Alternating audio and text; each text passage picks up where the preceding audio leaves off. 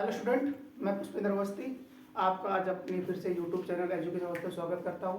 तो आज मैं आपके लिए नया चैप्टर लेकर आया हूँ। वो चैप्टर है विद्युत धारा, इलेक्ट्रिसिटी, ठीक है ना।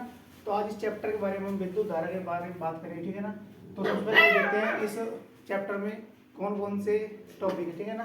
तो देखो, सबसे पहले हम पढ़ेंगे आवेश के बारे में। किसके बारे में बच्चों? आवेश के बारे में, ठीक है ना। आवेश के बाद पढ़ेंगे हम विद्युत धारा। किसके बारे में? विद्युत धारा के बारे में। फिर पढ़ेंगे हम विभव विभवांतर के बारे में, ठीक है ना। उसके बाद क्या आएगा? प्रतिरोध आएगा। क्या आएगा? प्रतिरोध, विशिष्ट प्रतिरोध आएगा। फिर इनके प्रतिरोधों का संयोजन आएगा। क्या आएगा? प्रतिरोधों का संयोजन आएगा दो प्रकार से। कौन सा? श्रेणी और समांतर क्रम संयोजन, ठीक है बच्चों। ठीक, उसके बाद हम फिर से देखते हैं। उसके बाद क्या आता है? धारा का क्या आता है? तापीय प्रभाव आता है, ठीक है ना। विद्युत ऊर्जा, विद्युत शक्ति। तो ये जितने टॉपिक रहने वाले इस पार्ट के अंदर, तो एक एक करके हम एक एक टॉपिक के बारे में जानते हैं। तो देखो, सबसे पहले हम बात करते हैं आवेश के बारे में। किसके बारे में? आवेश के बारे में। यानी आवेश होता क्या है? चार्ज, ठीक है ना। आवेश हम देखते हैं आवेश के बारे में, ठीक है ना। आवेश क्या होता है? तो देखो बच्चों, आवेश क्या है? किसी वस्तु या किसी पदार्थ का वह गुण, क्या? वह गुण जिससे क्या हो?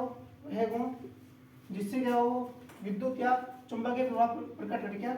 विद्युत या चुंबकीय प्रभाव व्यक्त करे, ठीक है ना, दर्शाता हो, वो होता है आवेश, ठीक है ना। आवेश या फिर आवेश, देखो किसी पदार्थ या किसी चीज पर आवेश कब आएगा? या तो वो क्या करे? इलेक्ट्रॉन त्याग करे, इलेक्ट्रॉन त्याग क्या करे? ग्रहण करे। क्या करे? ग्रहण करे, ठीक है ना। तो आवेश क्या होता है? किसी पदार्थ, किसी वस्तु का वह गुण होता है जिससे क्या करे? वो वस्तु विद्युत प्रभाव या चुंबकीय प्रभाव व्यक्त करे, वो होता है आवेश, ठीक है ना। तो देखो बच्चों, आवेश होता है दो प्रकार के। कितने प्रकार के? दो प्रकार के। एक तो कौन सा होता है बच्चों? धनावेश। कौन सा होता है? धनावेश, ठीक है ना। और एक होता है ऋणावेश। कौन सा होता है? ऋणावेश, ठीक है ना। अब देखो, धनावेश और ऋणावेश कितने प्रकार का? दो प्रकार का, पॉजिटिव और नेगेटिव। एक चीज ध्यान रखो, आवेश के लिए धनावेश और ऋणावेश, ठीक है ना, यानी पॉजिटिव चार्ज और नेगेटिव चार्ज, इन शब्दों का प्रयोग करने वाले जो सर्वप्रथम वैज्ञानिक थे वे थे बेंजामिन फ्रैंकलिन। कौन थे? बेंजामिन फ्रैंकलिन, ठीक है ना। तो इस वैज्ञानिक ने क्या कहता, सबसे पहले आवेश के बारे में बताया था। आवेश के दो भागों पर बात की थी, धनावेश और ऋणावेश। अब देखो, जब धनावेश धनावेश दो धनावेश पास पास आएंगे क्या होगा? यानी दो समान चीज एक साथ आती है तो क्या होता है? रिपल्सन। क्या होता है? रिपल्सन, प्रतिकर्षण बल लगता है। कौन सा लगता है? यदि धनावेश धनावेश आता है तो कौन सा लगता है बच्चों? प्रतिकर्षण। कौन सा लगता है? प्रतिकर्षण, ठीक है ना। जब एक धनावेश हो और एक ऋणावेश हो, यानी दो विपरीत चार्ज, क्या दो अपोजिट चार्ज जब एक दूसरे के निकट आते हैं तो कौन सा चार्ज लगता है? वो सॉरी, कौन सा बल लगता है? आकर्षण, अट्रैक्शन। कौन सा लगता है? आकर्षण बल लगता है, ठीक है ना। तो ये है आवेश के बारे में छोटी सी, ठीक है ना। अब देखते हैं हम, आवेश हो गया। अब देखते हैं हम, जब विद्युत धारा किसी चीज में यदि धारा प्रवाहित होती है, क्या धारा प्रवाहित होती है, तो वो किस प्रकार से होती है, ठीक है ना।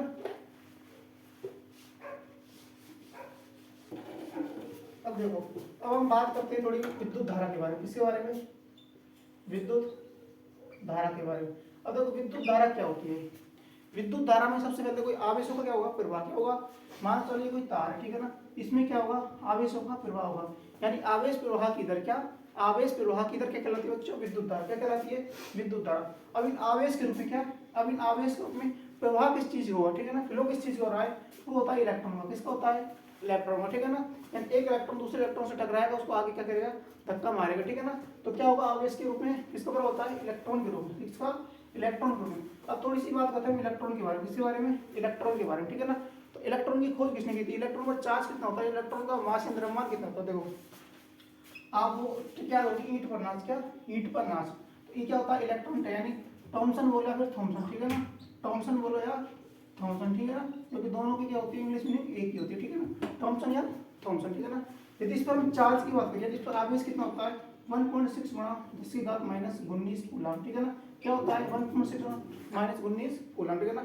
इसके आगे माइनस लगा दो, ठीक है ना, ये हो जाएगा इलेक्ट्रॉन का। यदि माइनस हटा दो, ये क्या आएगा? प्लस में लगा तो जाएगा, ये आ जाएगा किस पर?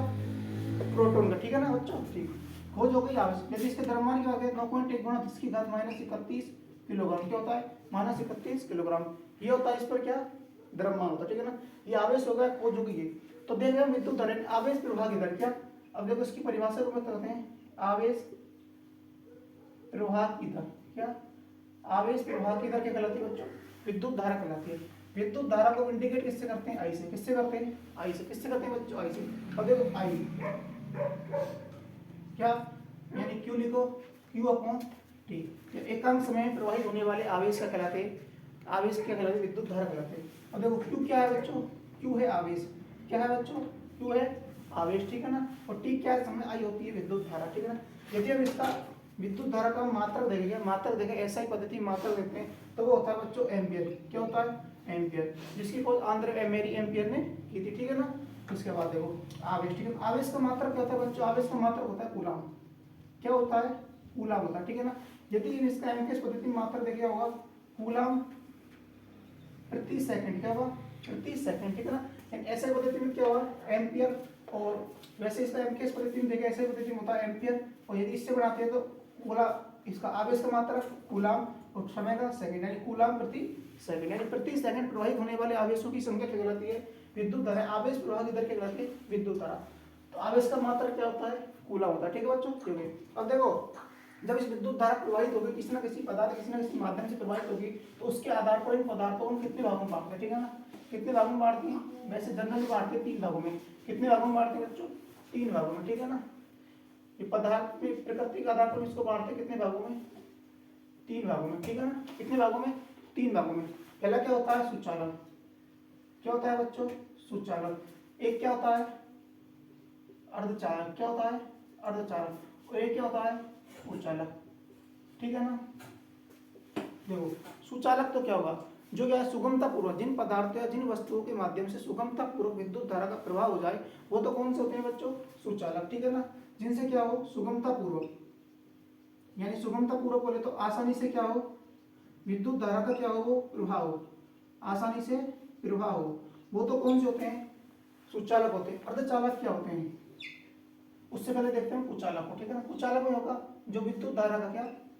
विद्युत धारा का प्रवाह नहीं करते, क्या करें? विद्युत धारा का प्रवाह नहीं करते होते कुचालक। जैसे कि लकड़ी, ठीक है ना, ठीक है ना, आवरक, ठीक है ना। ये क्या होते हैं? कुचालक। चालक में तो जैसे लोहा, ठीक है ना। ये सब क्या होते हैं? कुचालक, सॉरी सुचालक, ठीक है। अब देखो हम बात करते हैं अर्धचालक। अर्धचालक पदार्थ कौन से होते हैं? ठीक है ना। अर्धचालक होते हैं जो कभी तो विद्युत धारा का चालन करेंगे यानी विद्युत धारा प्रवाह को दर्शाएंगे और कभी नहीं दर्शाएंगे। वो किस में आते हैं? अर्धचालक में, ठीक है ना। इन दोनों के बीच के कौन से होते हैं? अर्धचालक। प्रवाह कर भी सकते हैं, प्रवाह नहीं भी कर सकते। जैसे क्या होते हैं? यानी कर भी सकते हैं, कर भी सकते हैं और नहीं भी कर सकते, ठीक है ना। वो कौन से होते हैं? अर्धचालक। अर्धचालक की श्रेणी में कौन से आते हैं? जैसे कि सिलिकॉन, जर्मेनियम, ठीक है ना। ये कौन से होते हैं? अर्धचालक, ठीक है ना। अब यदि आप देखोगे तो एक चौथे प्रकार के पदार्थ होते हैं उनको बोलते हैं अतिचालक। क्या बोलते हैं? अतिचालक या सुपर कंडक्टर, ठीक है ना। अतिचालक क्या होंगे? जो अपने परम शून्य तापमान पर क्या? अतिचालक क्या होते हैं? जो अपने परम शून्य तापमान पर क्या? अपने परम शून्य तापमान पर अपने आवेश प्रवाह को दर्शाते हैं, ठीक है, विद्युत धारा का प्रवाह करते हैं। अब देखो इस प्रकार से यदि किसी पदार्थ के प्रवाह की दर थी, ठीक है ना, यानी उस पदार्थ से विद्युत धारा का प्रवाह हो रहा था, ठीक है, जब वो अपनी अधिकतम प्रवाह की क्षमता को क्या करे? अधिकतम प्रवाह की क्षमता से अधिक यदि विद्युत धारा का प्रवाह करता है तो होते हैं अतिचालक। कौन से होते हैं? अतिचालक, ठीक है ना। एक निश्चित तापमान पर आवेश का प्रवाह कर रहे थे, विद्युत धारा फ्लो हो रही थी, उसके बाद क्या यदि वो अपनी क्षमता से अधिक भी विद्युत धारा का प्रवाह करते हैं तो कौन से होते हैं? अतिचालक, ठीक है ना। तो पदार्थ कितने प्रकार के? सुचालक, अर्धचालक और कुचालक, ठीक है ना। मेनली कितने भागों में डिवाइड करते हैं? 3 भागों में। सुचालक कौन से होते हैं? जो सुगमता पूर्वक यानी आसानी से विद्युत धारा प्रवाह करते हैं।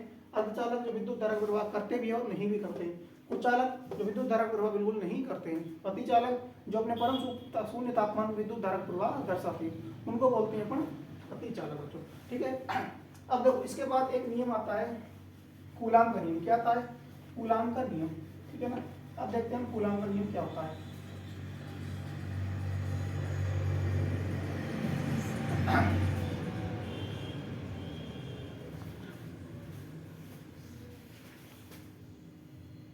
अपनी बात चल रही है कूलाम के नियम। किसकी? कूलाम के नियम। देखो बच्चों कूलाम का नियम क्या होता है? देखो मान के चलो ये कोई आवेश रखा है Q1 और ये आवेश रखा है Q2, ठीक है ना। यानी Q1 और Q2 आवेश रखे और इनके बीच की दूरी मानी क्या है? R, यानी R दूरी पर Q1 और Q आवेश रखे, ठीक है ना। यानी क्या है? देखो Q1 आवेश और Q2 आवेश, दो आवेश रखे, क्या रखे? R, उनके बीच की दूरी क्या है? R, ठीक है ना। अब देखो इन दोनों आवेश पर क्या? इन दोनों आवेश पर लगने वाला बल क्या होगा? ठीक है, इन दोनों आवेश पर लगने वाला बल क्या होगा? बात कर रहे हैं। इनका जो बल होता है बच्चों क्या होता है? देखो दोनों आवेश के गुणनफल के समानुपाती। क्या? दोनों आवेश के गुणनफल के क्या होता है? समानुपाती। और बीच की दूरी के क्या होता है? व्युत्क्रमानुपात। क्या होता है? क्या होता है? व्युत्क्रमानुपाती होता है, ठीक है ना। तो क्या होगा, F समानुपाती Q1 Q2 और R स्क्वायर, सॉरी ये स्क्वायर था, ठीक है ना। F समानुपाती यानी दोनों आवेशों के गुणनफल के तो समानुपाती और बीच की दूरी के वर्ग के व्युत्क्रमानुपाती होता है, ठीक है ना। अब देखो यहाँ F is equal to Q1 Q2 upon R square, ठीक है। यदि इस समानुपाती चिन्ह को हटाएंगे तो क्या आगे इस तरह आता है, क्या था इस तरह के Q1 Q2 upon R square. तो ये क्या होता है बच्चों, कूलाम का नियम। क्या होता है, कूलाम का नियम। यानी दो आवेश रखे हैं Q1 और Q2, दो आवेश रखे हैं R दूरी पर रखे हैं, तो उनके मध्य लगने वाला बल क्या होगा, दोनों आवेशों के गुणनफल के समानुपाती तथा बीच की दूरी के वर्ग के व्युत्क्रमानुपाती होता है, ठीक है। इन दोनों को साथ लेकर बोले F समानुपाती Q1 Q2 upon R square, समानुपाती उठाया तो K Q1 Q2 upon R square. यदि आप इसको देखो K का मात्रक निकालते हो, क्या K का मात्रक क्या आएगा, देखो R को गुणा भेजो F R स्क्वायर और Q1 Q2। देखो F यानी बल क्या होता है, न्यूटन, दूरी का मीटर स्क्वायर हो गया, ठीक है। Q1 का कूलाम स्क्वायर, ठीक है ना। तो ये होता है K का मात्रक न्यूटन मीटर स्क्वायर प्रति कूलाम स्क्वायर, ठीक है ना। ये होता है इस F का मात्रक, ठीक है बच्चों। तो ये होता है क्या, कूलाम का नियम, ठीक है। अब इस कूलाम के नियम के बाद हम आगे बात करते हैं विभव और विभवांतर की। क्या, विभव और विभवांतर, ठीक है ना।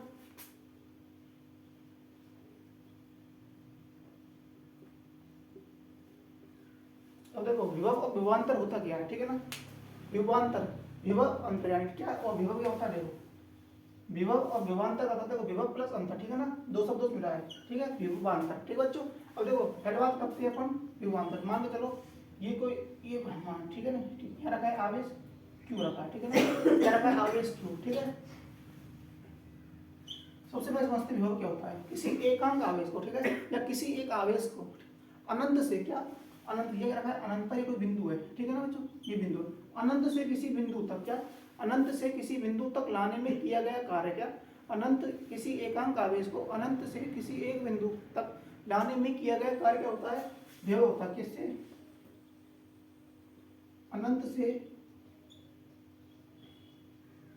किसी एक बिंदु पर या एक बिंदु तक लाने में किया गया कार्य क्या होता है बच्चों, विभव होता है। क्या होता है, विभव, ठीक है ना। किससे रिप्रेजेंट करते हैं, V से। किससे करते हैं, V से।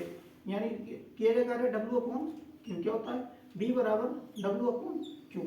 इसका मात्रक क्या होता है, वोल्ट। क्या होता है बच्चों, वोल्ट। क्या होता है, मात्रक क्या होता है इसका, वोल्ट होता है, ठीक है ना। वैसे देखो तो देखो कार्य क्या होता है, जूल प्रति, और इसका कूलाम, ठीक है ना, क्या होता है, कूलाम। तो विभव क्या होता है, किसी एकांक आवेश को, किससे, किसी एकांक आवेश को अनंत से, क्या रखा है, मान लो चलो कोई आवेश अनंत पर रखा है, अनंत से किसी एक बिंदु तक, अनंत से किसी एक बिंदु तक लाने में किया गया कार्य क्या होता है, विभव कहलाता है। विभव का मात्रक क्या होता है, वोल्ट होता है। क्या होता है, वोल्ट होता है। V बराबर होता है W अपॉन Q। एकांक आवेश, देखो एकांक आवेश एक का भाग है, ठीक है बच्चों। तो ये होता है एकांक आवेश, ठीक है ना। एकांक आवेश को किसी एक बिंदु से, सॉरी अनंत से किसी बिंदु तक लाने में किया गया कार्य क्या होता है, विभव, ठीक है। अब देखो विभवांतर क्या होता है, तो ये एक बिंदु होता है, ठीक है, एक बिंदु एक है और ये किसी भी दूसरा बिंदु, ठीक है। तो विभवांतर क्या होगा, किसी एकांक आवेश को, क्या किसी एकांक आवेश को किसी एक बिंदु से, एक बिंदु से दूसरे बिंदु तक लाने में किया गया कार्य, ठीक है ना। किसी एकांक आवेश को किसी एक बिंदु से, विभवांतर यानी क्या होता है, इसमें दो बिंदुओं का होता है, ये माना एक बिंदु, ये दूसरा बिंदु, ठीक है, दो बिंदुओं तक, ठीक है, दोनों बिंदुओं का अंतर, विभव का अंतर क्या होता है, विभवांतर। इस दोनों बिंदु, विभवांतर यानी विभव प्लस अंतर, दो बिंदुओं के विभव का अंतर, या दो बिंदुओं के विभव का अंतर क्या होता है, विभवांतर। या फिर ऐसे बोले, किसी एकांक आवेश को किसी एक बिंदु से, क्या किसी एक निश्चित बिंदु से दूसरे बिंदु तक लाने में किया गया कार्य, ये भी होगा V बराबर W अपॉन Q। इसका मात्रक क्या होता है बच्चों, वोल्ट। क्या होता है, वोल्ट, ठीक है ना। इनको मापते किससे हैं, वोल्ट मीटर से। किससे मापते हैं, वोल्ट मीटर से, ठीक है ना। तो इनको मापने की जो यूनिट होती है क्या होती है, वोल्ट मीटर, ठीक है ना। क्या होता है, वोल्ट मीटर। तो विभव क्या होता है, अनंत से किसी एकांक आवेश को अनंत से किसी एक बिंदु तक लाने में किया गया कार्य क्या होता है, विभव होता है, ठीक है ना। मात्रक क्या होता है, वोल्ट, ठीक है। एम की पद्धति में क्या होगा, कार्य क्या होता है, जूल, और आवेश का कूलाम, यानी जूल प्रति कूलाम। और विभवांतर क्या होता है? विभवांतर होता है दो बिंदुओं का अंतर, दो बिंदुओं के विभव का अंतर, ठीक है ना। यानी किसी एकांक आवेश को किसी एक बिंदु से दूसरे बिंदु तक लाने में किया गया कार्य क्या होता है? विभवांतर कहलाता है, ठीक है ना। इसका भी मात्रक क्या होता है? वोल्ट। इन दोनों को मापते किससे हैं? वोल्ट मीटर यंत्र की सहायता से मापते हैं। ठीक है बच्चों, आगे की बात करते हैं अगली क्लास में।